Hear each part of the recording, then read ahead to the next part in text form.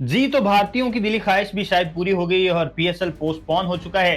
हमने देखा कि पहले आईपीएल पोस्टपोन हुआ, सस्पेंड हुआ तो उसमें पाकिस्तानी खुशी का इज़हार कर रहे थे। अब पीएसएल पोस्टपोन हो चुका है। अब भारतीय ऑब्वियसली अपनी मीडिया पे, सोशल मीडिया पर इसका खुशी का इज़हार कर रहे हैं। और असल वजह क्या है इसके पोस्टपोन होने के पीछे, वो आपको बताते हैं। सबसे मेन मसला ये है कि जो इंटरनेशनल प्लेयर्स हैं, उनके साथ जो आपने डील की होती है, जो आपने उसके साथ उनके साथ डेट फिक्स की होती है कि इस डेट तक फाइनल हो जाएगा, क्योंकि फिर उन्होंने अपने कैलेंडर को देखना होता है, अपनी जो मुल्की सीरीज़ हो रही होती हैं, जो मैचेज़ हो रहे होते हैं, उनको देखना होता है और उनकी काफ़ी कमिटमेंट्स होती है। लेकिन ये भी शायद और ज़्यादा पैसे देके ये चीज़ें मैनेज कर सकते हैं, लेकिन मेन मामला ये है कि अब दुबई क्योंकि शिफ्ट होना है, तो बहुत सारी चीज़ों को शिफ्ट होना पड़ेगा। ज़ाहिर है ब्रॉडकास्टिंग सारी टीम को जाना और इसके साथ-साथ जो यहाँ के ओनर्स हैं, उन्होंने अपने फ़ायदे नुकसान को देखना। इसके साथ-साथ जनाब शायकीन कहाँ से आएँगे इतने ज़्यादा और उनको कैसे एंगेज करना है, वो सारी चीज़ें। और इसके साथ-साथ जो आपके स्पॉन्सर्स हैं, क्या वो इस बात पे मुत्तफ़िक होते हैं या नहीं होते? तो ये जो सारी चीज़ें हैं,